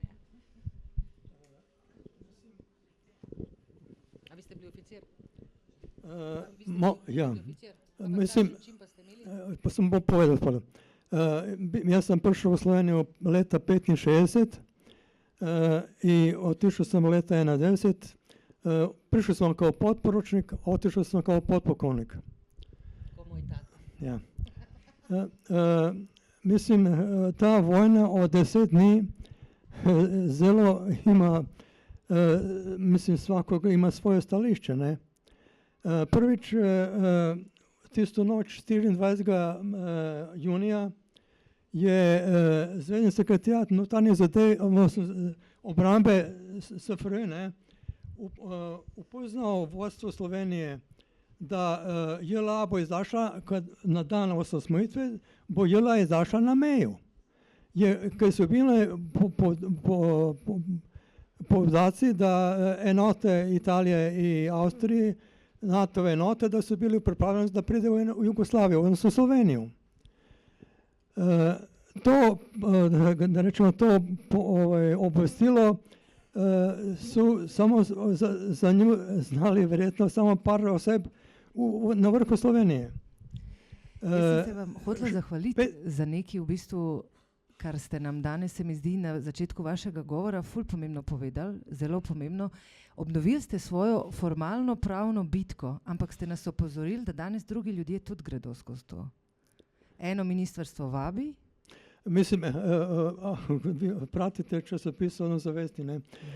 Imate pred 2 dni, 3, mislim, cela stran, da ministarstvo za delo preko, ne znam, Malezije in Indonezije, kaj se ima konzulat, koji pribavlja delavce v Slovenijo, ne? I tle eni že so, koji su tle kao azilni prebivalci tle v Sloveniji več kot 1 leto, imajo redno delo, ne? Ampak ministarstvo za notranje zadeve jih preganja. No to. In hotela sem samo povedati, da prav s tem, ko se spomnimo zgodbe izbrisanih, ne govorimo samo o preteklosti, ampak skušamo v bistvu misliti tudi za naprej. Skušamo take zgodbe. To se današnje dogaja. Mislim, treba imati en politični občutek za čas. Mislim, zgodba naš izbrisanih je minula, to je 33 let od tega, ne. Ampak kaj se danes dogaja, mislim, to je zelo, da rečemo, kontraproduktivno. Slovenija samostojna ne more vzdrževati sve delovne obveznosti, koje ima. Sloveniji manjka od navadnih fizičnih delavcev do profesorjev univerze, zdravnikov, inženirjev, tehnikov, zidarjev, kovinskih struke, ne. Ampak vprašanje je, kako bomo tudi obravnavali. Primeri so zelo, da rečemo, tragični. Kad en zdravnik, ko pride iz Beograda, tle da ima sve, da rečemo, papirje, ampak čaka 1 leto, da dobi dovoljenje za delo. Mislim, to je en kontradiktornost velika. Da rečemo za navadne delavce, koji gledajo na gledališču, čakajo, mislim, po par mesecev. To so zelo pomembne stvari, čeprav jaz res imam občutek, da govorimo o podobnih stvarih, ko govorimo o tem in tudi ko govorimo o tem, kaj se je zgodilo o izbrisu, in zato mogoče še enkrat ta poudarek, da velja ne končati to zgodbo, da velja govoriti naprej, da zgodb je premalo, kot sta povedala tudi moja 2 sogovornika, morda Izvoli. Sorry.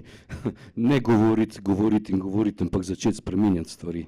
Ker 30 let po tem, mene ravno pol leta nazaj me nekdo vprašal, ti, zakaj pa misliš, da je prišlo do izbrisa, ne? In je bil moj odgovor preprost. Takrat v tem času se je vrel nacionalizem. V Bosni poznamo nacionalizem po genocidih, po ubojih, po etničnih čiščenjih, ki so se zgodili s puško, z silo. Slovenija je pa imela prvo etnično čiščenje zasnovano na pravnem genocidu, ki traje še dan danes. Moja mama je Slovenka, moj oče je Srb, prav tako oficir, kapetan Gibbs. V naši publiki je kar nekaj naših prijateljev. To so bile ljubezni, ki so se rojevale v Jugoslaviji v 60-ih letih. Moj oče je prišel, njegova prva služba je bila v Postojni, razne stvari za celovito Slovenijo so se dogajale, na koncu so bili ti ljudje označeni za neke okupatorje. Gospod je rekel, da so šli, jaz bi ga samo popravil, niso šli, bili so pregnani, ker moj oče je dal prošnjo za državljanstvo in so mu to prošnjo odbil z besedami, pober se v Srbijo, pel svojo družino v Srbiji. Moja mama je Slovenka, naslednjih 7 let noben zakon o združevanju družine za nas ni veljal, niti za vse te ljudi. Zato sem toliko ponosen na te žene, na te naše mame, ker to so take ljubezenske zgodbe, kjer so take stvari so se dogajale, ampak niso se dale. Verjele so v ljubezen, ostali so skupaj. In to, kar je gospod rekel, danes, 30 let kasneje, se te iste stvari dogajajo nekim drugim čefurjam, nekim drugim izbrisanim, ki po večini prihajajo iz Afganistana, po večini prihajajo iz nekih drugih držav. 2 leti nazaj je odjeknila novica, da so Afganistanca pošiljali nazaj domov v Afganistan, da prenese potrdilo o nekaznovanju. Meni je žal, da danes Irfana ni tukaj, ker tega Irfana so prav tako pošiljali v Bosno, kjer ni bil od svojega prvega leta rojstva po potrdilu o nekaznovanju, čeprav je celo življenje bil kle. In ful sem ponosen, da se te stvari govorijo, ampak mi moramo začeti spreminjati stvari in končevati pravne genocide, ki se danes dogajajo na skoraj vseh področjih.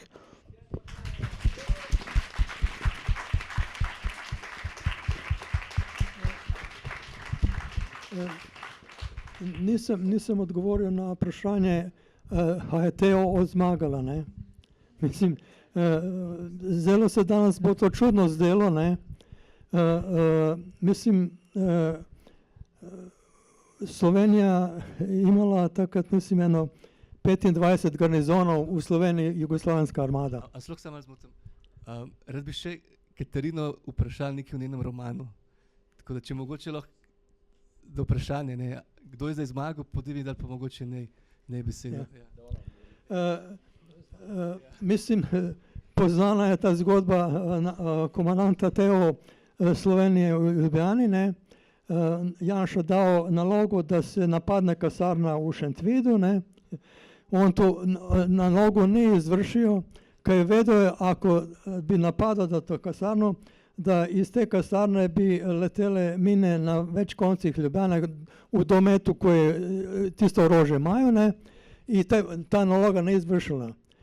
Da so enote JLA izašle v mesta, mislim, da samo povem kratko, doseg topniškega orodja je 18 km. To se pravi, da bi izvršnike mi lahko streljali po Ljubljani. Mislim, da to, kar se je zgodilo, da smo se povlekli po 3 mesecih, ne, to je dogovor, ko je rešen. Ja ne vem, zakaj ne mogla Slovenija, da se zgodi tako, kot so Makedonija.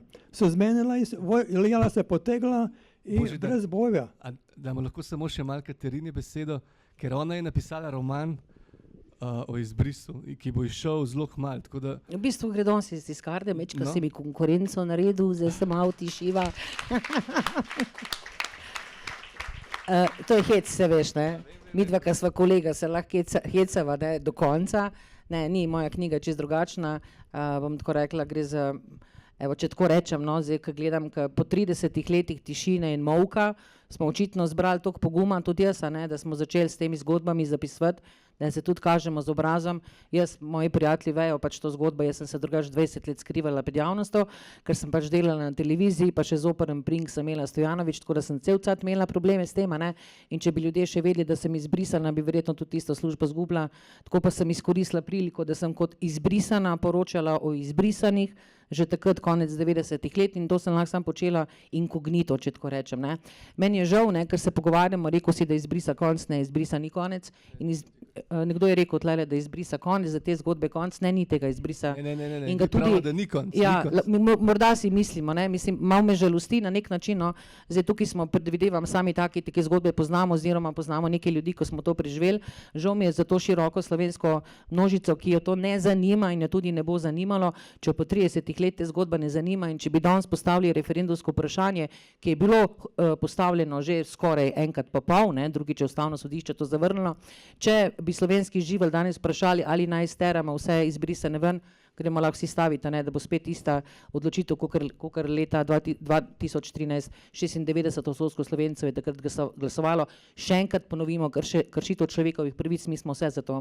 Tako da jaz mislim, da smo, ne, nismo mi izbrisani krivi, mislim, da krivim senzibiliteto slovenske populacije, kar itak vemo, da jo briga sam za svojo rit, kar se tiče čez njihovih mejih plota, ni njihov problema, ne, lahko se razburjamo po socialnih omrežjih, ampak nihče v tej Sloveniji, v tej Ljubljani ne bo stopil in se bo boril za pravice drugih, ne samo za pravice sebe, ki so mu kršene. Pač takšen narod, moramo to sprejeti, ne, pač med temi živimo.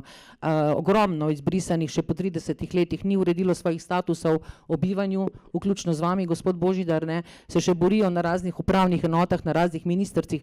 Po 30 letih, če imajo pravico živeti v tej državi, še vedno se ukvarjamo z izbrisom, da ne omenjamo škodljivega in neumnega zakona, ki ga je država sprejela po odločbi Evropskega sodišča o človekovih pravicah, da za vsak pofukani mesec dobiš 50 evrov, pa se kurba dobi več. Jaz zaradi tega nisem šla na sodišče, ker mi je sram, da se zaostajam za, oni bi meni dali 3 ure 500 za 6 let, ker sem živela na ulici, ne rabim mi tega denarja dati, se bom odvetnika plačala od denarja. Tako da gre za navaden natek in 30 let poslušam, da je pač slovenska politična oblast naredila napako. Ne, to ni bila napaka in moramo se s tem soočiti. Napako popraviš, rečeš oprostite, naredili smo napako in popravimo napake. 30 let čakamo, da slovenska politika popravi napako pod navednicami in sami vsi veste, da je ne bo popravila in da jo noče popraviti. Kličejo me ljudje, ki se 30 let borijo za stanovanja, ki so jih dobili v stari Jugoslaviji, ki so starši umrli, ki so bili izbrisani, zdaj stanovanja ne morejo pripisati za sebe. Predsednica Amnesty International mi je razlagala, da so pred parimi meseci našli človeka v Prekmurju, ki je izbrisan, ki sploh ni vedel, da je izbrisan, kot tisti japonski vojak, ki je prišel po 30 letih iz vietnamskega gozda, če je vojne še konec. Pač gospod je živel nekje na obrobju tam na kmetiji, celega življenja dela na kmetiji, neka črna dela, v šoli ga sicer je še končal v Jugi, zdaj pa pri 35-40 letih dobil otroka in ga ni mogel vpisati, ker njega enostavno ni bilo. Mislim, če je to demokracija, potem no comment, no evo, predajam in zaključujem, I'm off. Čau.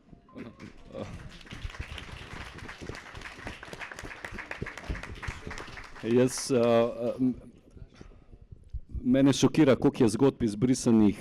Spomnim se Ivanke, ta njena zgodba mi še danes ostaja v glavi, ko je prišla delati magistrsko nalogo, sva se usedla v pisarni in je rekla, veš, jaz sem se z izbrisom spoznala na fakulteti, začela sem delati magistrsko nalogo, in si mi pol rekla in sem šokirano ugotovila, da je tudi moj oče med izbrisanim in vsakič, ko sem ga hotela vprašati, povej mi, kaj je bilo, mi nikoli ni hotel povedati. In ta sram, do katerega so te pripeljali za to politično mržnjo, so v bistvu take zgodbe, da veliko ljudi je to prožvakalo, progotnilo in gremo naprej in o tem nočejo govoriti. 26 000 je uradno izbrisanih, jaz verjamem, da jih je okrog 70 000. In vsakič, ko delamo nek dogodek, naletimo na nove in nove ljudi. Preteklo leto, ko smo zbirali podpise za Amnesty International po maratonu, ne bom nikoli pozabil, ko smo podirali te naše stojence in smo šli proti avtu in zalaufa en varnostnik in reče, čakajte, vi ste oni, ki se borite za izbrisane, veste, tudi jaz sem bil izbrisan. 2 dni nazaj sem sedel s človekom iz ekipe Metelkove, ki ga poznam celo življenje in je slučajen pogovor zanesel na izbrisane in je rekel, jaz se te spomnim iz teh plakatov za izbrisane, veš, tudi moj oče, tudi moja družina je bila izbrisana, ampak je leto dni po izbrisu umrl in potem nikoli nismo klejmali ničesar, stanovanje smo izgubili. In to je to. Ogromno je teh zgodb.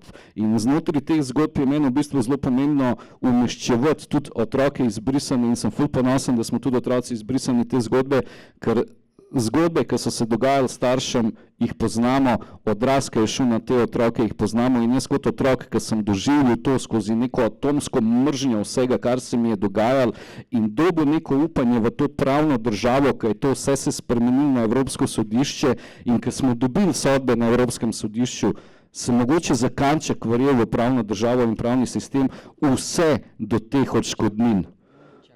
Do teh odškodnin, ker 50 evrov za mesec izbrisati, to ni bil samo izbris, to je bila največja kraja, ker še dan danes mojemu očetu za ceno 50 evrov niso vrnili pokojnino, ki bi danes znašala 1200 evrov. To je bila tipična kraja, ki še danes traje in ne vem, kaj mi je hujše, ko gledam ene politike ali ko gledam druge politike, ki eni hejtajo, drugi obljubljajo, naredijo pa nobeni nič.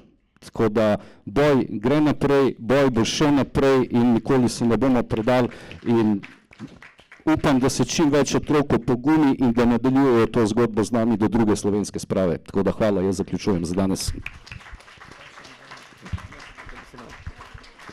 Ok, zdaj bom kar res malo moderatorsko palco prevzel. Preden damo besedo aktivistom, bi Ivana, mislim, da bi še nekaj povedala, oziroma jaz sem naprosil, če bi, in sicer o svoji osebni zgodbi, kako si izvedela, da je bil tvoj oče izbrisan, kako in kaj je sledilo potem? Zdaj mi je Radko ukradel odgovor. Radko je samo malo nakazal, se mi zdi. Ne, ful dobro. Toliko enega naboja, jaz sem kar nahajpana sem, ful dobro spodbujam to. Ja, res je, tako kot je Radko rekel, jaz nisem vedela za to. Mi smo v prvem letniku na faksu imeli en predmet, ki ga je učila Jelka Zorn in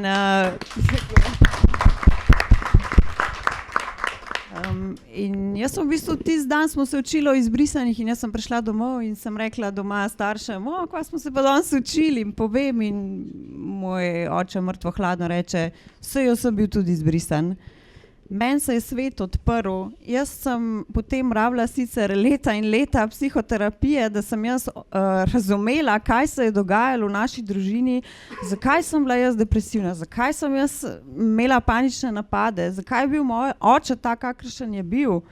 Da sem vse to predelala, da sem jaz razumela njega, da sem jaz njemu to oprostila, da sem jaz lahko na novo z njim zgradila nek odnos za ves ta čas, ki je bil izgubljen.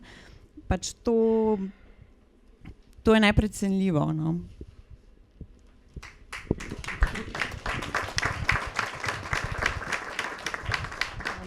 In tudi glede moje naloge, ne, magistrske, zelo težko je bilo dobiti sogovornike.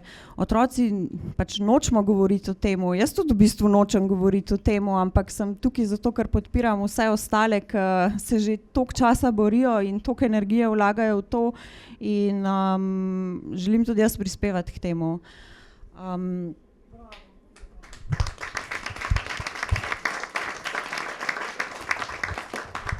Hvala.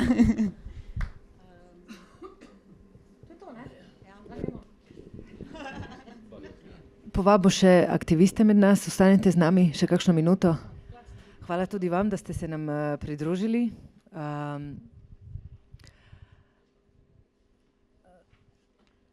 Tudi jaz moram svoje misli dati zdaj na kup po vsem, kar smo slišali. Jelka Zorn in gospa Lipovec Čebron, vidve sta tudi sourednici knjige, ki je šla 2011, ki je, kakor jaz vem, zadnja knjiga pred Andraževo, ki je imela vključena pričevanja izbrisanih. Zdaj v teh 10 letih, mislim, spremljate ta boj od samega začetka, ko se je to začelo, vidve sta bili tam. Zdaj vas mogoče lahko vprašam, ja, smo kritični, smo pesimistični, mi še vedno brišemo. Zanima me, a pa je prišlo vendarle v vsem tem trenutku, v vsem tem času, ko spremljate ta boj, v času, ko nihče v bistvu ni hotel ga bojevati z vami, zdaj pa imamo polno salo, a pa je vendarle prišlo tudi do nekih premikov? Ali pa je vse lažno? Ja, hvala. A se slišimo, ja? Torej, ja, jaz mislim tako, no, da premiki so, ne, absolutno so premiki, ampak dejansko se mi zdi pomembno izpostaviti par zadev, no. omenila si to knjigo, Zgodbe izbrisanih. Mogoče, če se vrnem na Andraževo knjigo, ko sem razmišljala o njegovi knjigi, ne, se mi zdi tako, če gremo na recimo leto 2000, jaz sem takrat spoznala izbrisanje 2003, 2004, 2005, to so bile momenti, so bili v bistvu faze aktivnega druženja, aktivnega boja, takrat smo bili izjemno sami, ne. Izbrisani so bili v bistvu izključeni iz družbe v vseh smislih, osovraženi, dojeti kot agresorji, in tudi mi, ki smo bili blizu njih in ki smo jih podpirali, je se dogajalo, da smo imeli velike težave, tudi seveda smo bili tako podobno nerazumljeni kot oni, ne, v smislu, kaj pravzaprav počnemo, hkrati pa smo bili na nek način nismo razumeli dobro, kaj se družbi dogaja, da ne vidi. Skozi smo bili presenečeni, kako je mogoče, da kljub temu, da govorimo o stvareh, dokazujemo, kričimo, manifestiramo, se nič ne spremeni, se ne obrne, množica ne razume, kaj pravzaprav se je zgodilo, ne. Tako da tukaj so bili izbrisani neverjetno močni in njihova vztrajnost je bila izjemna, ne. In takrat je bilo zelo težko, pravzaprav Jelka mogoče to še boljše lahko pove, v resnici pisati o izbrisu v smislu neke koherentne, neke celovite zgodbe, ker mi smo sproti ugotavljali, kaj se je pravzaprav dogajalo, ne. To je bilo, ogromno stvari bilo neznanih, nejasnih. Tisto, kar je mogoče zanimivo, je to, da če se vrnem k tej knjigi, ne, ki si jo omenila, jaz mislim, da je veliko, danes se zelo veliko piše, objavlja, delajo se znanstvena dela, delajo se, kot je že Radko rekel, doktorati, magisteriji, diplome, pišejo se različni znanstveni teksti o izbrisu, ne? Tudi umetniška dela. In nekako izbrisali so vedno odprto delili vse, kar so vedeli in znali, bili vedno zadovoljni, veseli, da lahko kdo piše o njih, ne. Ampak hkrati sem jaz videla to razliko, kako je bilo težko pisati takrat prej, ko nihče ni hotel pisati, ko nihče ni hotel govoriti. In potem, ko se je v bistvu počasi, kot bo mogoče kasneje tudi Jelka, ki je povedala, se je v bistvu percepcija izbrisanih spremenila in je v bistvu bilo dosti lažje. In prej, ko si Andraž tako dobro, odprto govoril o svoji izkušnji, se mi zdi, da tukaj se je videla ta razlika, pač čisto mogoče nehote. Ja, nekateri ljudje so prišli in so z izbrisanimi, pač izbrisani so videli kot material, njihove zgodbe so videli kot material za svoje kariere, za svojo neko, pač ekstraktivizem bi lahko rekli, ne. Gre za vprašanje tega, da so na nek način izrabili te zgodbe, ko je bilo v bistvu, ko je bila na nek način, ko je bila tema že javno bolje sprejeta, ne. In ne samo raziskovalci in raziskovalke, ampak tudi umetniki in umetnice, ne. In tukaj bi rada izpostavila to, da ko smo mi takrat naredili, skupaj z Jelko sva urejali knjigo Zgodbe izbrisanih prebivalcev in so izbrisani skupaj študenti pisali svoje zgodbe, ne. Torej, študentje iz Jelkine fakultete pa moji študentje so sedeli z izbrisanimi in so skupaj pisali zgodbe, ne. In so skupaj poskušali ubesediti to, kar je bilo takrat še tako zelo, še vedno je zelo težko, ampak takrat je bilo še manj koherentno, veliko manj koherentno. In rada bi izpostavila, da takrat se mi zdelo, takrat nismo točno vedeli, kaj počnemo, ampak vsak izbrisan, ki je napisal svojo zgodbo s študenti in je potem to videl v knjigi, sem opazila, da je bilo to en velik premik tudi za njih, ne. In to, da z nekom pišeš njegovo zgodbo, torej, da nisi samo raziskovalec, ki vedno samo jemlje, vzame material in ga potem na nek način podpiše samo s svojim imenom, to je bil, po mojem, to je neka stvar, ki bi se je mogli v Sloveniji navaditi, ne. In to, kar si ti naredil, Andraž, je po mojem mnenju veliko ravno zato, ker so spodaj napisana imena. Zato, ker si v bistvu pošten in si v bistvu, ja, tvoje ime je na naslovnici, ampak ko odpreš knjigo, pa je knjiga polna imen izbrisanih in ljudi, ki so sodelovali pri tej knjigi. In torej to globoko sodelovanje, ki si se jo šel v bistvu leta in leta, v bistvu to solidarnost, to je redko, ne. To je zelo redko in mislim, da je v bistvu to nekaj, kar manjka in kar bi mogli vedno, ko pišemo o skupinah, ki nimajo glasu, pač pisati z njimi, ne.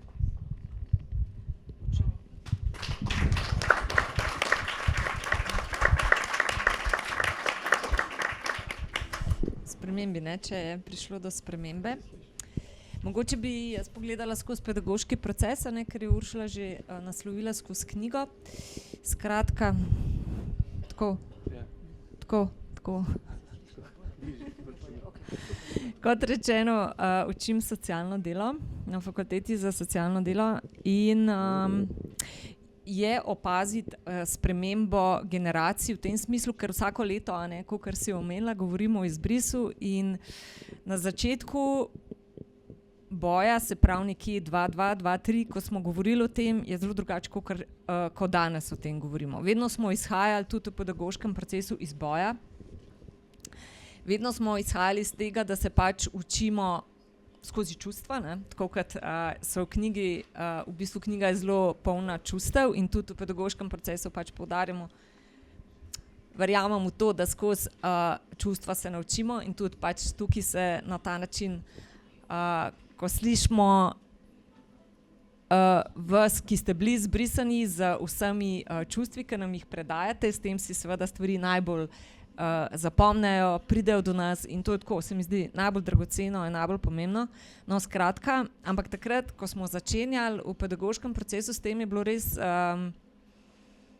je bilo kar težko, no? Ker študenti in študentke so se počutili zelo ogroženi. Oni so v bistvu niso premišljevali teme, ampak so, kako bi rekla, ponavljali stvari za svojimi starši, no? Saj jaz sem imela tak občutek in glede na to, da je bil to začetek boja, mislim, jaz tudi nisem vedela, kako točno se te teme lotiti, kot vsi mi, ko smo se skupaj nekako borili za isto stvar, kako se te teme lotiti. In sploh pa mi je bilo težko, ker mi je bilo tako malo, mislim, se nikoli mi ni bilo direkt očitano, mogoče je to tudi bila preveč moja samocenzura, ampak skozi ta občutek sem imela, da ne učim socialnega dela, ne? Da se jaz ukvarjam pač tukaj med predavanji z aktivizmom, ne? In še z nečem takim, o čemer noče noben poslušati in ki nikogar ne zanima in ki v bistvu vse zelo iritira in moti, ne?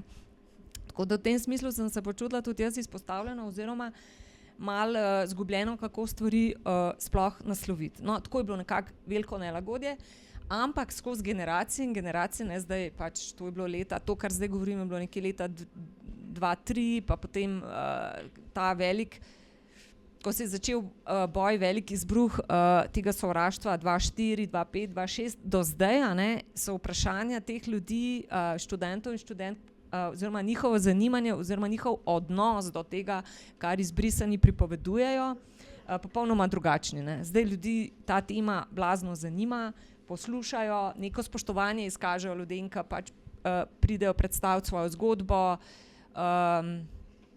ne vem, tudi več je magistrskih in diplomskih nalog in tako naprej. No, skratka je, ne pomeni, da je izbris končan, da je sovraštvo se končalo, verjamem, tako kot je prej rekla Katarina, če bi zdaj naredili referendum, vprašanje, kaj bi bilo, ampak jaz vseeno opazim, no, to razliko generacij, ki se ne počutijo več ogrožene zaradi izbrisa in ki niso več polne sovraštva, ne, tako kot so bile prej, ki v bistvu, tako sem se tudi jaz počutila napadeno, ne. Ja.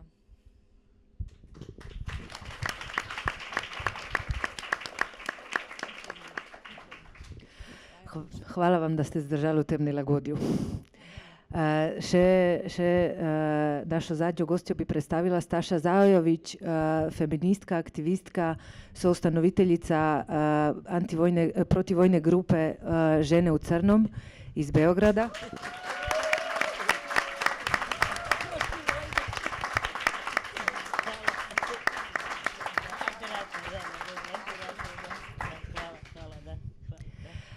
Staša, vi v knjigi nastupate kao osoba koja je dobro Ti nastupaš kao osoba koja je dobro poznavala Mirjanu Čakar i u biti svoju priču krećeš riječima koje su također za nas vrlo zanimljive. Kažeš, ja za ovo nikad nisam čula. Pitala bi, evo recimo da imam 2 pitanja, ali ovo je prvo. Da li je izvan Slovenije danas itko čuo za izbrisane ili je ovo ostala naša lokalna priča zatvorena u 4 zida i među prozore koje ne želimo otvoriti ka vani? Hvala. Ja mislim da je problem je u sljedećem. Ratovi nameću mnoge hijerarhije.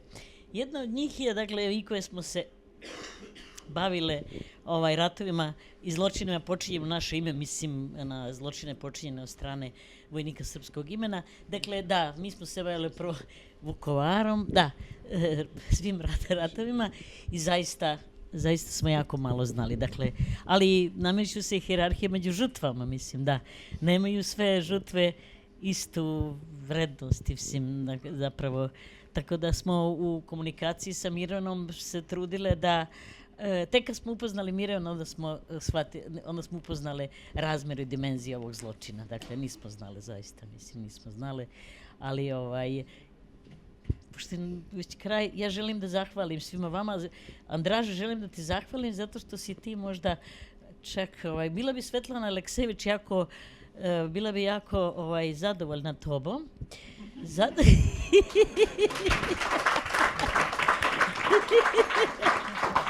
A možda mi jedna druga bila veoma zadovoljna tobom, znaš, Ana Ahmatova. Sad ću da se vratim na Svetlanu. Ana Ahmatova, ruska pjesnikinja moja i tvoja sigurno omiljena, ona je stajala sa redom žena ispred Lubjanke. One su čekale da predaju pisma svojim srodnicima iz staljinističkih čistki i onda je pitala jedna žena Anu Ahmatovu, kaže žena, pitala je Anu, prepoznala i rekla: Ana, da li ćeš ti ovo moći da opišeš? Ana je rekla: da, trudit ću se, da. Evo, hvala ti na ovom velikom trudu, a Svetlana bi bila također veoma ponosna zato što za tebe i kao i za Svetlanu nisu bile patnje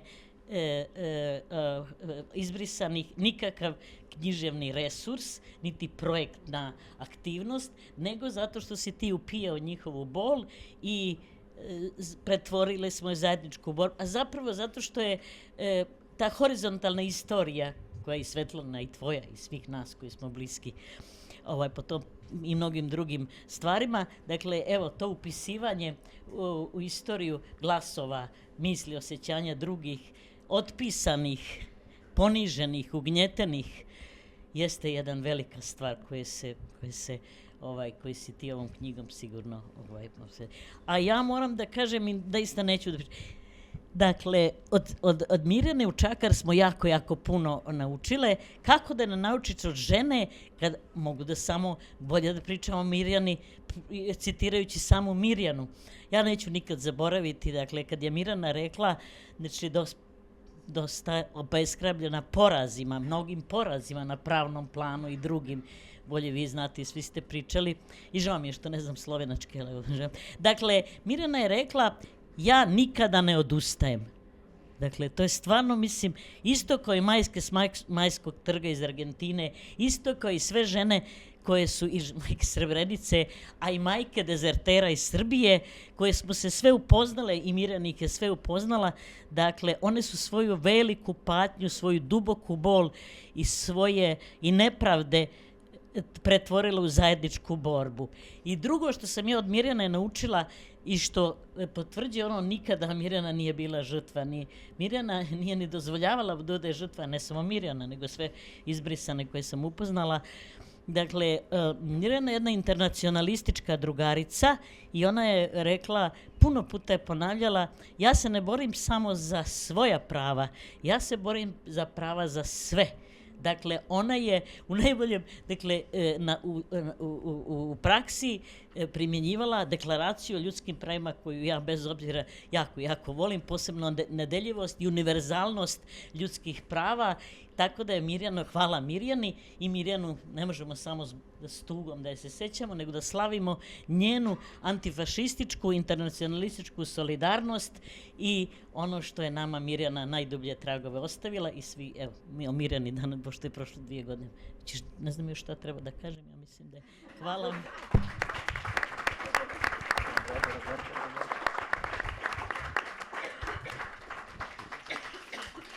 Hvala, Staša. Roberto, you are last. Your comment on the book and comment on the already quoted pleasure of politics, wait, pleasure of politics. How can we continue to do it? Imam ogromne težave s slovenščino. Zato bom govoril po angleško. Well, the book, I haven't read it yet, but I think it's an outstanding work. I haven't read it yet, but of course I saw how Andras worked with my testimony, and he did an excellent work, really. So I think it is important, and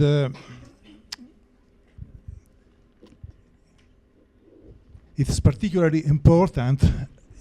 I don't know, you have to translate in Slovene? No, I think. I continue in English. Yeah. Okay. Also because I don't think that there is any contradiction between working on memory and creating an active impact on the present. At least from my experience, how did I get involved with Izbrizani? We were shooting a documentary with Ursula about Taborišče. There was a very simple question that we were, asking people. How is it possible that in a place, in a town in which there was a concentration camp for Slovenes during World War II, in the same town they make a concentration camp for foreigners without documents today? And Ursula it was Easter.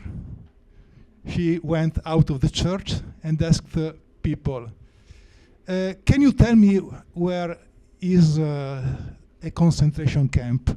And there was a concentration camp of World War II about 500 meters far. And they would answer, oh, they haven't opened it yet, referring to the one for foreigners. So working on this, the question came on what is going on in Slovenia, who is now going into these modern concentration camps. And so Ursula mobilized her students, and they did an outstanding work, and they ran into Izbrizani. And I found out that there was this wonderful group of people, of students and researchers who were ready to work on this issue. They had been already working on that, but at that point we had to, to make a jump to go to a further level, and for me it was I feel I was extremely lucky into getting into such a great group of people that you can call them activists, but they were not just the activists. They were people who were capable to do an outstanding scientific work, and they were very dedicated to the issue. So this is how the thing really began from my point of view. And now I feel very happy because I have a son who is 18 years old, who is growing up in Ljubljana, and at least he will not have this shame of feeling that erasure has been forgotten, has been cancelled, has been, this hall tonight with all these people is the proof that things are working. And this is what I want to say.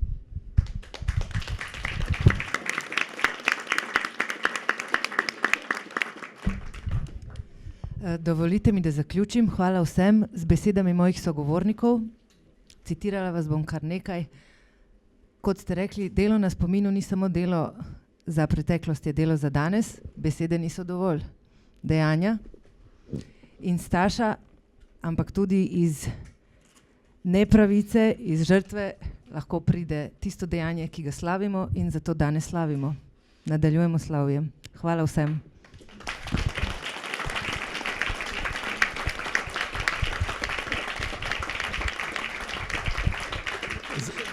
Ja, zato sledi zabava. Tako kot je nekdo rekel v knjigi, da so se dobro borili in so bili aktivni, ampak so znali tudi dobro se zabavati. Tako da danes bo zdaj tudi dobra zabava potem. Gremo dol, da sam prosim še eno skupinsko fotko. Minka je tukaj. Se opravičujemo, nekaj smo pozabili. Minka je tukaj in nismo vedeli, ali je dobila kitaro ali ni dobila, očitno je dobila kitaro. Tako da Minka bo isto kot na zadnji obletnici izbrisa v Rogu zaigrala nekaj zdaj.